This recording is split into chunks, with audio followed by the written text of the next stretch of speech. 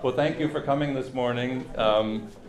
We're turning to Flavius Josephus this morning, so we're leaving biblical literature. The book we looked at last week, Second Maccabees, is actually, as I was asked last week, where it is in the canon. It's in the Septuagint, which is a translation of scripture made in Alexandria, Egypt, into Greek. And very, very important, especially for the life of the church. The rabbis, subsequent to the destruction of the Second Temple, abandoned Greek as a legitimate language of teaching. And so the Septuagint was abandoned by the synagogue in favor of the Hebrew text. That's why it's called the Hebrew Bible. But Christians, from very early on, didn't have a Hebrew Bible. They had a Greek Bible, which is really important. So anyway, the Septuagint is in play during this time, and it includes First and Second Maccabees, and that's where the readings were taken from. They're not in the Hebrew Bible because there's no Hebrew version of them. Both texts were written by Jews, but they were written in Greek. And so anything that didn't have a Hebrew version was not included in the Tanakh, which is the way the rabbis and Jews call their scripture. So anyway, we're leaving that kind of literature. We're jumping another set of centuries and another empire, right? So we've been in the Assyrian Empire, the Babylonian Empire, the Persian Empire, the Greek Empire, and now we're in the Roman Empire. In between, though, when the mother, for those of you who were here last week, the mother and her 7 sons were martyred, and that was during the Greek Seleucid rule over, and it was a huge empire, over Judea. The martyrs were seen as actually bringing about the mercy of God for the nation, because they were convinced that they were suffering this persecution because of their sin. It's really remarkable. They didn't play the innocent victim card. They could have, easily. I thought they were innocent victims myself, but they were hoping for an atonement, if you will, that would lead God to have mercy on them. And the temple was defiled, so you couldn't have any sacrifices of atonement in the temple. And so what seems to be the case is that they saw the death of Eleazar the scribe and the mother and her sons in particular, but also then the anonymous people like the mothers who were thrown off the wall of Jerusalem with their circumcised sons.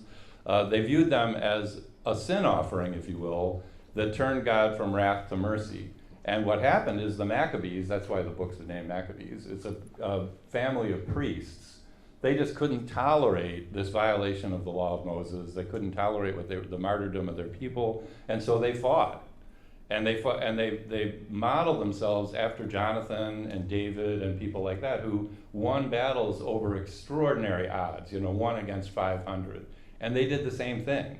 And so they were convinced, even though they weren't Davidic, that God was on their side, right? So they actually free themselves from the Greek Empire, the Seleucid Empire, and become an independent state for 100 years. So the only time until 1948 that the Jews had an independent state in Judea was between about 160 and 60 before the Common Era. And those are rough dates, but and that's the Hasmonean rule. And it was very controversial because they put Hasmonean priests in the temple, and so there was a lot of controversy about who the high priest was. And also they weren't Davidic kings, so what are they doing running the country, etc. So it wasn't without controversy, but it was a period where they actually had some independence. During this whole time, the Roman Empire is ascending, right? And they actually appealed to Rome several times over against the Greeks for help.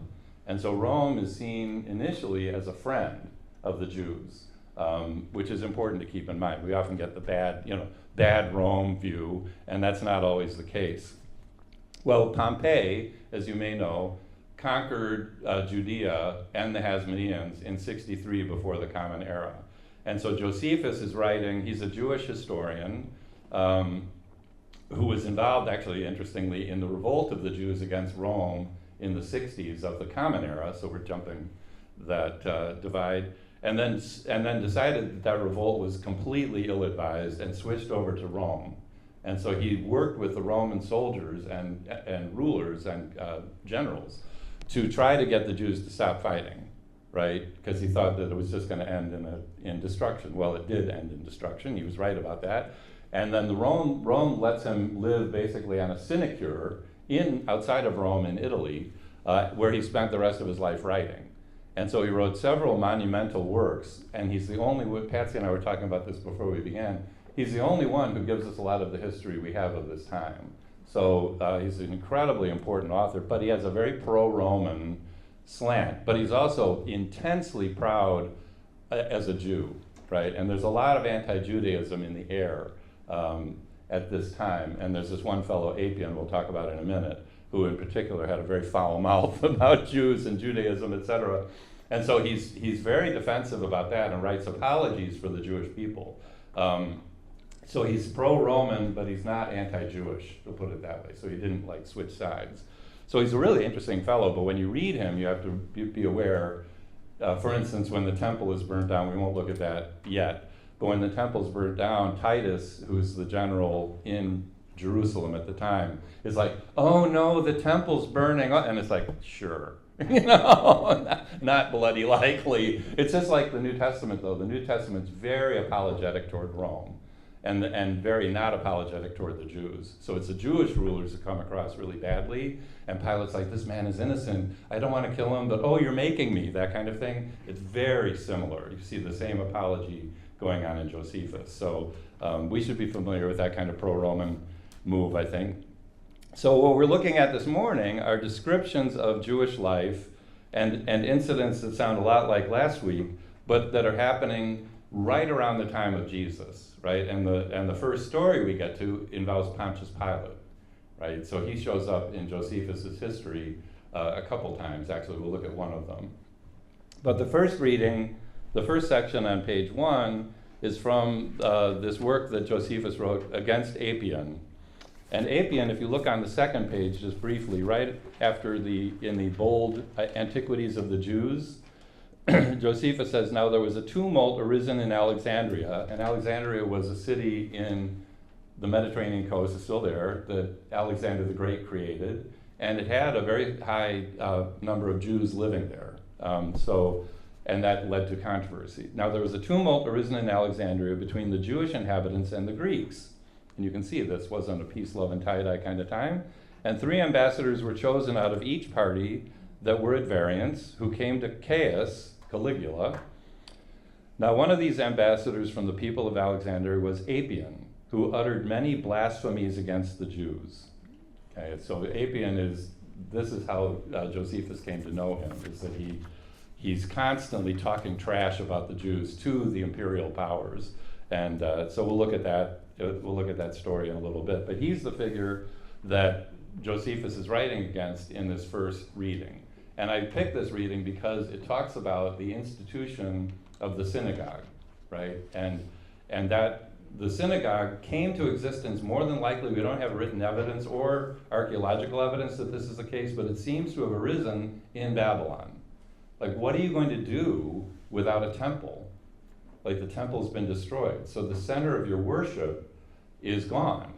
So how are you going to teach? How are you going to worship? How are you going to practice your Jewish life without the temple? And there aren't rabbis now. The rabbinic movement takes over the synagogues, but this is a long time from now. There's no real leadership like we would have, like an ordained person, an ordained rabbi. But synagogues were the way the exilic community related to their Jewish faith, and also then perpetuated it, if you will. They were the central institution, if you will. And it was also a meeting place. So synagogue simply means an assembly. It's the same, it's really funny, because the church makes this big dichotomy between the church, ekklesia in Greek, and the synagogue, and they both mean the same thing. They're both a gathering, right, or a community. So it's really funny. It's like you'd think they were like mutual. One was on the dark side of the moon and the other wasn't. But yeah, so the synagogue was a place where the Jewish community would gather for all sorts of things. And they were very tight, as you can imagine, both in the land of Judea and also in exile. And so they were together to support each other, make decisions about their life together, etc. But there was no chosen leader in the synagogue. So there would be influential people who might, you can see this in the New Testament, that there's a ruler of the synagogue comes to Jesus because his daughter is ill and on the point of death. But he's not ordained, he's not a rabbi. So that's the situation we have here. But they did come together every Sabbath, and this seems to have started in Babylon, to study the Torah, right? So this is, and Josephus is intensely proud of this, because he's like, and this would be true of Americans, how many of us know the laws that govern our life together? No, you only know the laws that govern our life together when you get arrested, right? And then you're like, oh, officer, what law did I break, right? So, and this is a real issue now, as you know, because people are being arrested without knowing why, and when they ask why, they're not told. So that's a very scary thing. But he's right. But Josephus is right about this. That most people, including Romans, who were very proud of their legal codes, if you asked a Roman citizen, what are the laws of your people, they'd be like, I don't know. That's for the rulers to know. And rulers don't know either, by the way, and we all know this. Who do the rulers usually have working for them? Lawyers. Lawyers whose job it is to study the law. Or my wife, who's the conference minister for the United Church of Christ, runs into legal problems all the time. Who does she call? Heather Kimmel in the national office of the United Church of Christ. She's their legal counsel, right? Because she knows the law. She knows the polity really well, and also the federal and state laws. So this is, what Josephus is saying, and we'll look at this, he's very proud of the fact that every Jew knows their laws, including children. And so and they know them because they come together every week in the synagogue to study them.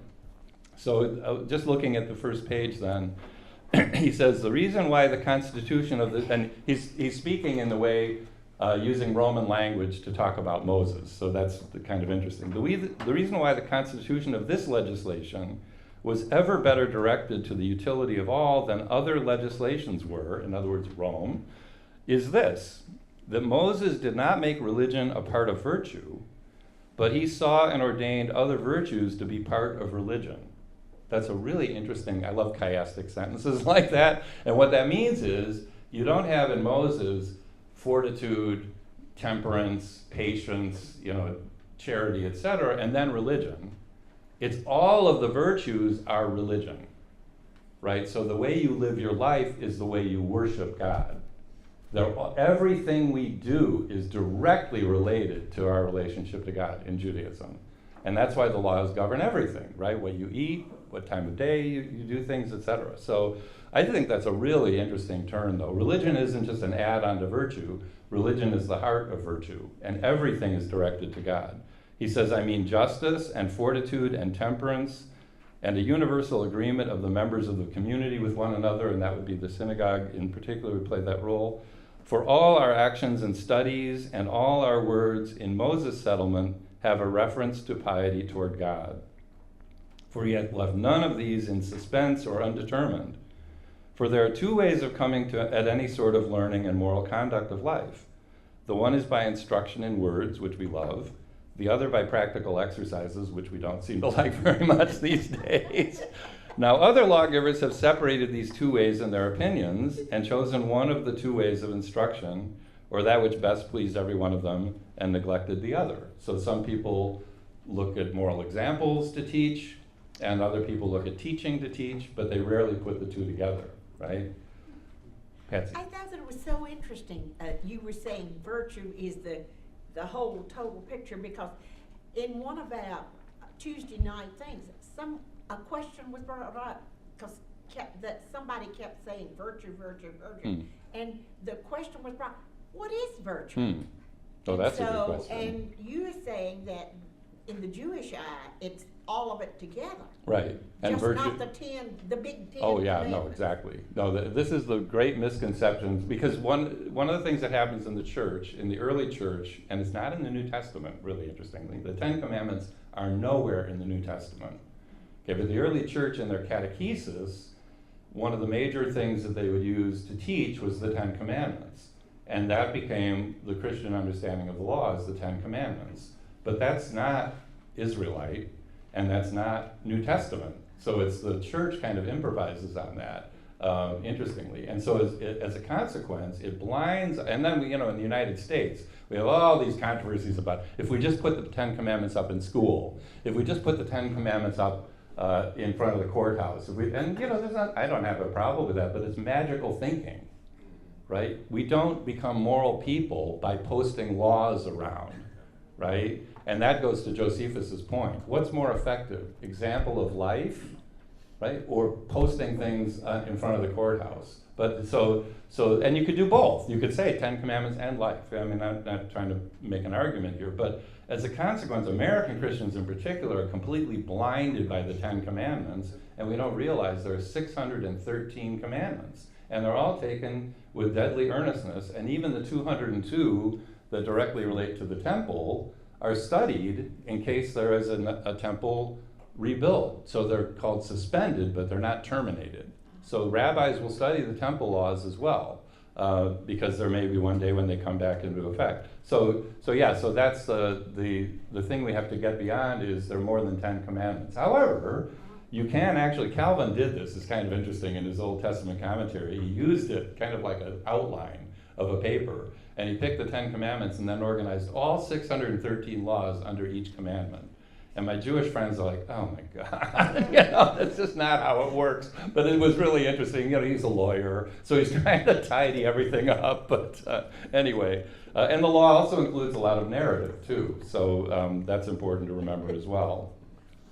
So you have this alternative between reading or teaching and then example. And Josephus is going to say God uses both, right? They're both inseparable. He says, but for our legislator, he very carefully joined these two methods of instruction together, for he neither left these practical exercises to go on without verbal instruction, nor did he permit the hearing of the law to proceed without the exercises for practice. But beginning immediately from the earliest infancy and the appointment of everyone's diet, he left nothing of the smallest consequence to be done at the pleasure and disposal of the person himself. Right? So everything from the earliest days of infancy is governed by the law God gave through Moses, including what you eat.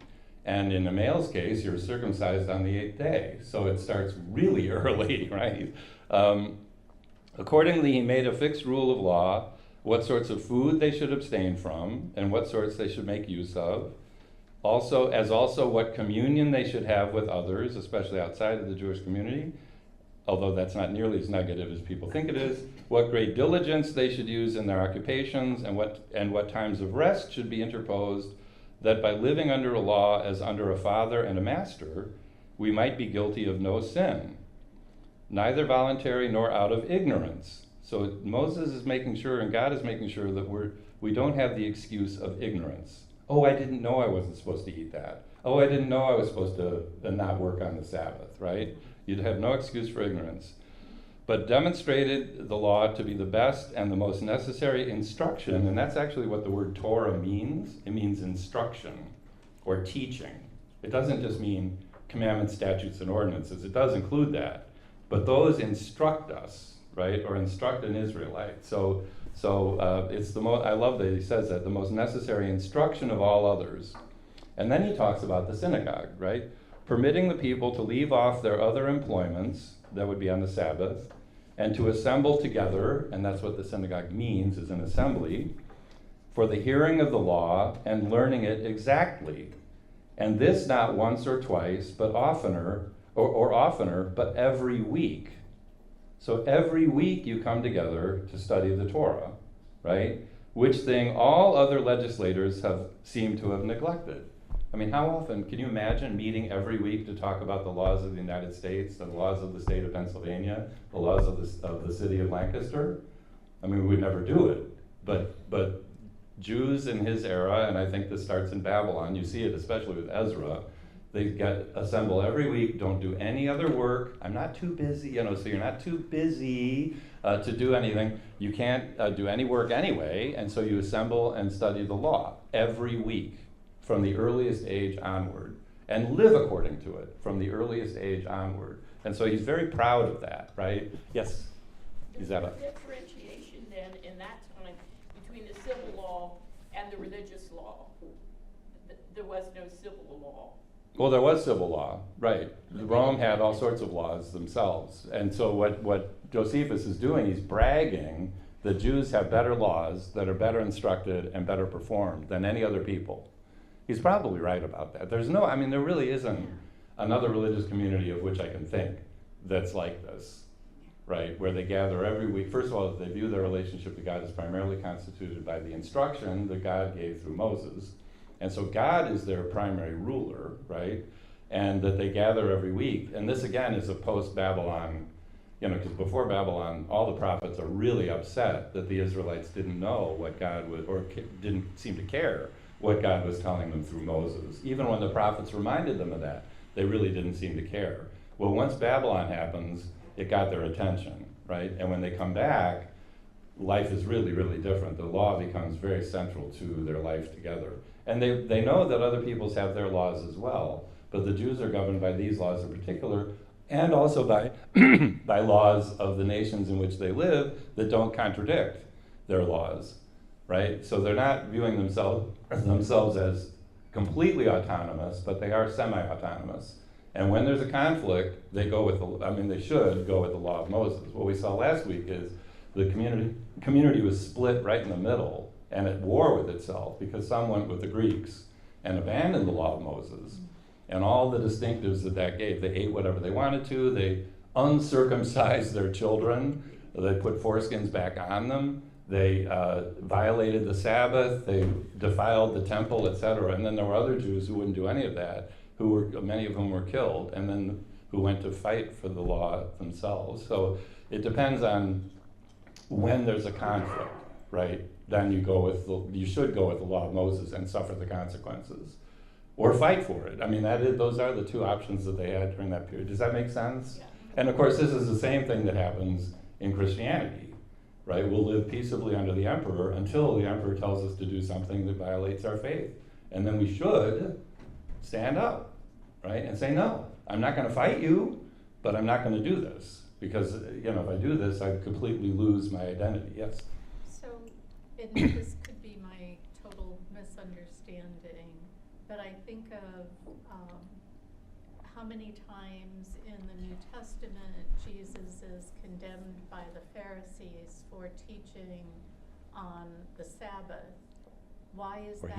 healing on the Sabbath. Healing. You can not teach on the teaching. Sabbath. In the Gospel of Okay, Mark, that's the why I very was first thing he what's the does difference? is he goes into a synagogue and starts teaching.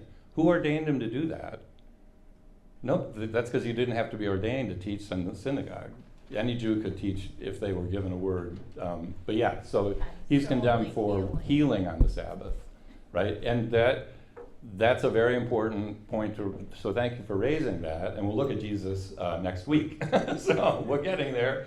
But one of the controversies that Jesus is involved in is that the teachers of that day don't agree on Sabbath observance and what is work and what is not on the Sabbath. And so that's a very important context to keep in mind, is that the rabbis themselves and the Pharisees are still arguing, and the priests, for instance, the Sadducees, don't interpret the law the way the Pharisees do. They don't like the Pharisees. They're lay people who are interpreting law. It's like, what are you doing with, that's our bailiwick. So, but yeah, that's a really good point. But where a lot of those controversies take place are in the synagogue, right? So Jesus goes to the synagogue every Sabbath. Jesus is a law-observing, faithful, pious Jew. Everything in the New Testament tells us that, right? Now, he's a controversial Jew. My colleague John Meyer calls him a marginal Jew, which is probably true. He's not part of a big party, but he's Jewish. He's circumcised. His mother offered sacrifice in the temple to purify because he was the firstborn, etc. So that's a really important thing to see, that in the Gospel of Mark, the very first place he goes is the synagogue. And that's what Josephus is talking about here, right? And Paul, in the book of Acts, wherever he goes, the first place he goes is the synagogue, right? No matter where he goes in the Roman Empire, there's a synagogue, which tells you now the Jewish people are all around the Mediterranean world, and every place they are, there's a synagogue. And you see this actually in the book of Acts. Good segue, right? You see this in the book of Acts in chapter 13. It says, then Paul and his companions set sail from Paphos and came to Perga and in Pamphylia. John, however, left them and returned to Jerusalem. But they went on from Perga and came to Antioch in Pisidia. And on the Sabbath day, so on the Sabbath day, they went into the synagogue and sat down. That's what all the Jews do, right? They go into the synagogue and sit down. And most synagogues had seats along the wall. They were basically squares. at least the ones I've seen. And they had seating along the wall, so everyone could meet, and no one was in front, right? So everyone's facing each other. It's really interesting. So they went to the synagogue and sat down. After the reading of the law and the prophets, and that's still done, there's the Torah reading and the Haftorah reading. So if you went to a synagogue today, you would hear a reading from Moses and a reading from one of the prophets. And the reading from Moses would have more authority, right? So after a reading of the law and the prophets, the officials of the synagogue, not the ordained rabbis, just the officials who seem to be running things, sent them a message saying, brothers, if you have any word of exhortation for the people, give it. So it's open, right? It would be like Father David being up in the front of the church, you read the gospel lesson, and then he looks to us and says, does anyone have a word of exhortation for us? And, I stand up and say, absolutely, I'm kidding. Give me the mic. No, so that's how it was the teaching was open, as long as you were teaching something about Torah or Haftorah. So for instance, in Luke, Jesus teaches on the Haftorah, on Isaiah. That's perfectly legitimate, right? So that's the way the synagogue works. So it's really interesting that you see this. And then in Acts 15, James says, for in every city, for generations past, Moses has had those who proclaim him, for he has been read aloud every Sabbath in the synagogues. So that's in the book of Acts. So there's this acknowledgement, probably since Babylon, that Moses has been read aloud to the people every Sabbath. So this is, that's instruction. That's religious instruction. You don't just get confirmed and sent on your way, right? You're always a student. You're always studying. You're always doing. So it's a very important thing to see, and that of course has consequences. So then he says, gets kind of, this is where his Jewish pride comes in, and understandably so. He says on the first page, and indeed the greatest part of mankind are so far from living according to their own laws that they hardly know them. Okay, I'm going to leave now. I know a lot of things, but I don't know that. But when they have sinned, they learn from others that they have transgressed the law. Officer, what did I do? And then, of course, what's your first plea? Oh, I didn't know that. Well, guess what? Ignorance isn't excusable, right? You should, and especially for Jews, they have to know, right? It's your duty to know. So you can't say, oh, I didn't know that. It's like, well, where have you been? Every Sabbath you could learn this. Your parents should teach you too. So anyway, I love that. Those also who are in the highest and principal posts of the government confess that they are not acquainted with those laws. I mean, how many times do presidents try to pass bills that violate the Constitution or some legislation of Congress? It's amazing. And are obliged to take such persons for their assessors in public administrations as profess to have skill in those laws. Even David had people working for him like that, right? King David. But for our people, if anybody do but ask any one of them about our laws, he will more readily tell them all than he will tell his own name. So if you ask any Jew, and obviously a practicing Jew, but that's what he's talking about, what laws are you following and why? They'll tell you, right? This is my experience, right? Including all the Jewish holidays, including all the observances. Why don't you eat that? Why do you eat that? Why do you do this during that day? What's work on the Sabbath, etc. So it's really interesting. It's not something that's any different in our day. And this in consequence of our having learned them immediately as soon as ever we became sensible of anything. So the mother obviously taught her 7 sons very, very well, so that they knew they'd rather die than disobey the law, right? That's what he's talking about here. And of having them, as it were, engraven on our souls, right? So they're so well learned that it's like muscle memory. It's like riding a bike. It's just the way and it would be hard to live against them. You'd have to really try to live in violation of the laws, because everyone you know lives according to these laws. Your family clearly should be living according to these laws. Your friends will be living according to these laws. You'll be learning these laws every week. I mean, remember, the synagogue to this day starts Genesis 1 and ends with the last chapter of Deuteronomy and starts all over again.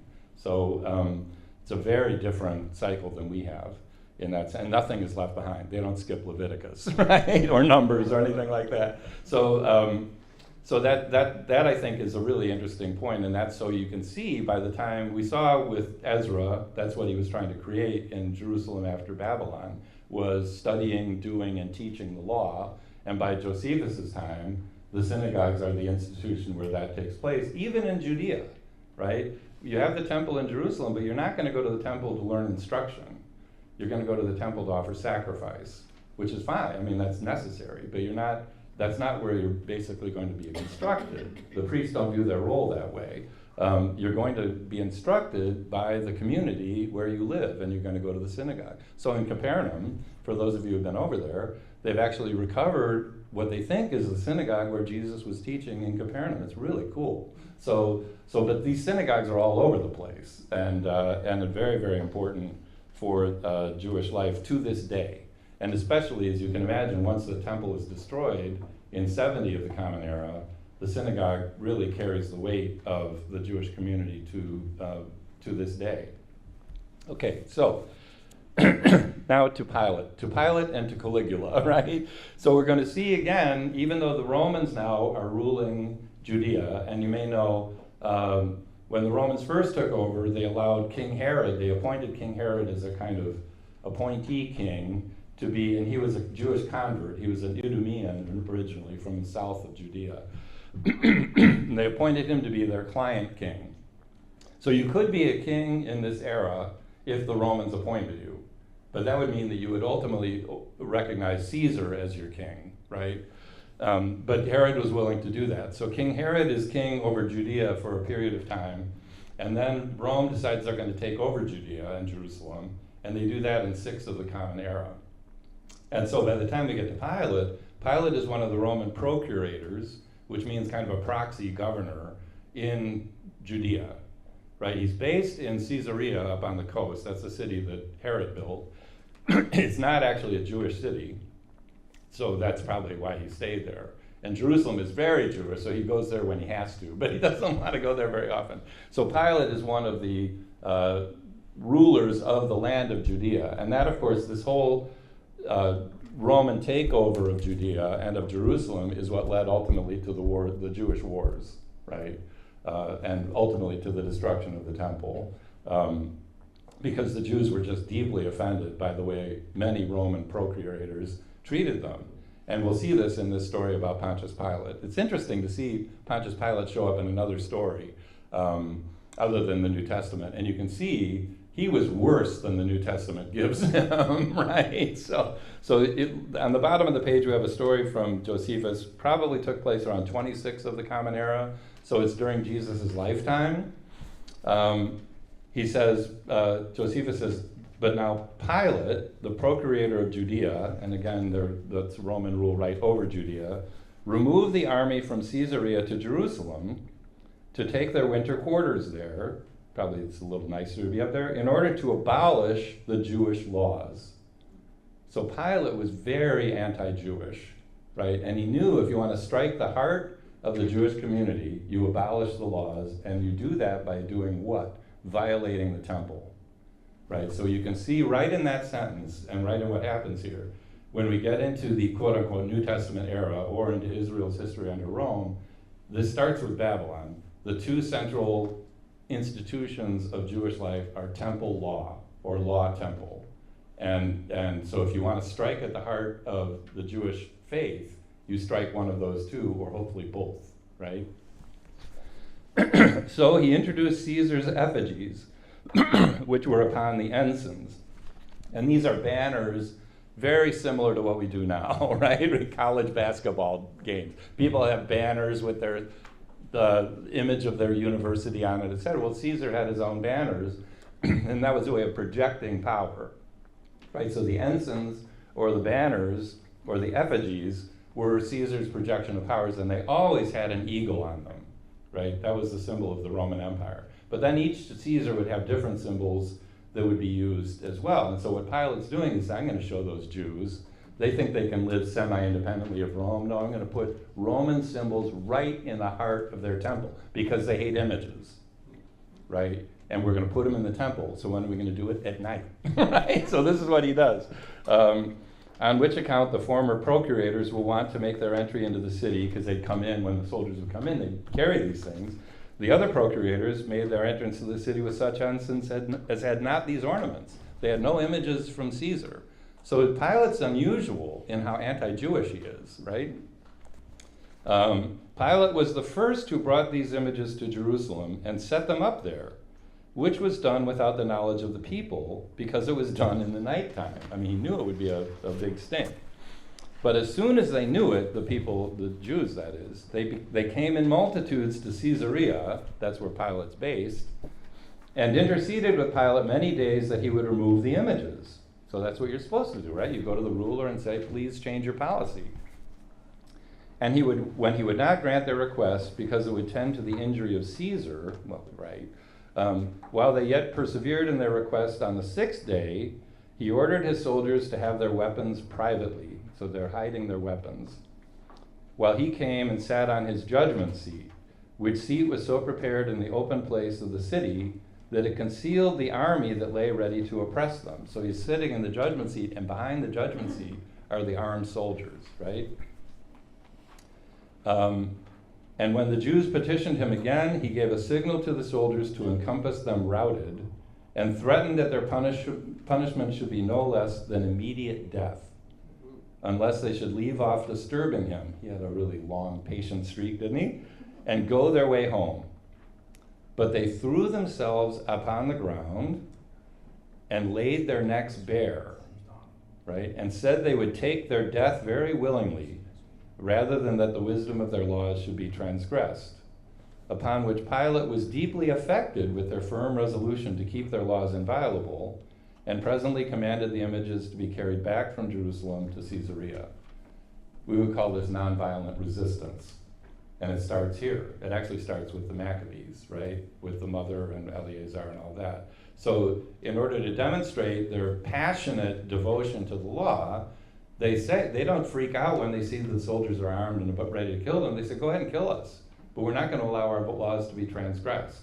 And even Pilate, who is a really unpleasant guy, is moved by this and changes his mind and takes the effigies out of Jerusalem, right? But it was their willingness to die that changed his mind. So you can see the same thing that was happening under the under the Seleucid rulers when they threatened the temple and the laws of the ancestors and of God.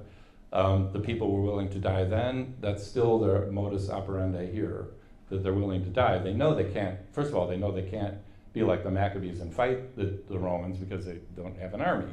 But also it just shows you that this has now become a habituated response, that we should be willing to die for the law, but we're not going to kill for the law, but we're not going to disobey the law, and we're not going to let Rome get away with this, right?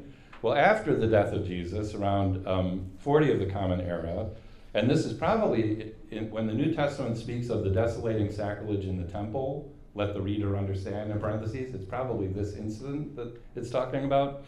There was a tumult arisen, so we're a few years later, and a different Roman emperor, so now it's Caligula, right? There was a tumult arisen in Alexandria, we already looked at that. Now one of these ambassadors from the people was Adrian, talked about that, and he charged the Jews as being disloyal to Caesar. I love this. That while all who were subject to the Roman Empire built altars and temples to Caius, right? So if we were good Roman citizens, we would not have St. James, or we'd have St. James, but we'd build a temple to the Emperor of Rome, right? And put a statue in it of him and worship him as divine, right? And in other regards, universally received him as they received the gods, right? So the Roman emperors loved this, by the way. They loved divine worship. However, that's not unique. Pharaoh, all the way back in the time of the Exodus, viewed himself as a god, right? So that's not an uncommon view. But everyone in the Roman Empire is doing this. They're building temples to Caligula and viewing him as God, except the Jews. And this infuriates him, right? Infuriates him. These Jews alone thought it a dishonorable thing for them to erect statues in honor of him, as well as to swear by his name. This, by the way, tells you a lot about how Jesus is going to be viewed by this community. Can you actually worship a human being as divine? That's what the Romans do. They view their kings as divine, and they worship them that way. So you can see why that would be a big ask, if you will. Hereupon Caius, taking it very heinously that he should be thus despised by the Jews alone, and we're talking about a small percentage of the empire, right? But it just really hacked him that they were disobeying him, sent Petronius to be president of Syria, which would be just north there, and successor in the government to Vitellius, and gave him order to make an invasion into Judea with a great many troops, and if they would admit his statue willingly, to erect it in the temple of God. Can you imagine? Okay. But if they were obstinate, to conquer them by war, and then to do it. So he was willing to go to war to put his statue in the temple of Jerusalem. Right? I mean, it's amazing. And it just infuriated him that they wouldn't do that. But there came many 10,000s of the Jews to Petronius, to Ptolemais, that's a city on the coast of the Mediterranean in present-day Lebanon, to offer their petitions to him that he would not compel them to transgress and violate the law of their forefathers. But then they add, but if, they said, thou art entirely resolved to bring this statue and erect it, do thou kill us first, and then do what thou hast resolved on. For while we are alive, we cannot permit such things as are forbidden us to be done by the authority of our legislator and by our forefathers' determination that such prohibitions are instances of virtue. In other words, prohibiting images. So they tell him they're willing to die rather than, and they go all the way up to the coast of the Mediterranean to tell him this, and tens of thousands of them apparently. Well, Petronius is completely puzzled by this. So he comes down to the shore of the Sea of Galilee to Tiberias, which is still a city there, to see what the Jews think in that area, and the same thing happens. Tens of thousands of them come to him. When he was come to Tiberias, about the middle of that bottom paragraph, these thought they must run a mighty hazard if they would have a war with the Romans. In other words, good luck with that. But judged that the transgression of the law was of much greater consequence, right? So worse than war. And made application to him that he would by no means reduce them to such distresses, nor defile their city with the dedication of the statue. Then Petronius said to them, will you then make war with Caesar, without considering his great preparations for war and your own weaknesses? Because again, you can think of the legions that are posted around the area. They replied, we will not by any means make war with him, but still we will die before we see our laws transgressed. So they threw themselves down on their faces and stretched out their throats. Right, I can't narrate the whole story, but he was so moved by that he decides he's going to disobey Caligula. And if he disobeys Caligula, because he can't imagine killing tens or hundreds of thousands of Jews to do this, right, and violate their law, that he realizes Caligula is going to order him to commit suicide. And he's willing to do that for the Jews. Well, luckily, Caligula sends an order saying, you SOB, you die, and then someone else is going to do this, and Caligula is assassinated while the message is on its way. And the message that Caligula is assassinated gets to Petronius first, right, before he's told to commit suicide. And so his decision to leave the Jews alone was backed up by historical events. And of course, Josephus thought that was the will of God, right, that Caligula was killed, is backed up both by circumstances and by the fact that order never reached him. So in time. So it's a really interesting moment. But you can see then the pattern. The pattern we saw under the Seleucids is still the pattern we see under Rome. And that is that Jews, not every Jew obviously, but Jews are willing in massive numbers to be killed rather than transgress the law. And they're especially willing to die for the sake of the not defiling the temple. I mean, it's very hard for non-Jews, maybe even non-Israelite Jews, to understand how central the temple is. It's like it is so the temple and the law. That's it. That's your relationship with God. And if you defile one, it would be obviously in violation of the other, and that's intolerable. So it's better to die than to allow that to happen. So when we get to Jesus next week, we'll look in particular at those two issues. What's Jesus' relationship to the law, and what's Jesus' relationship to the temple, because that'll tell you everything, actually, about his understanding of his Israelite identity, if you will. So anyway, I hope this is interesting. This is a great. I just love this window into Pontius Pilate, because he gets off easy in the New Testament. He was a very bad man. So anyway, thank you very much. And we get Jesus next week.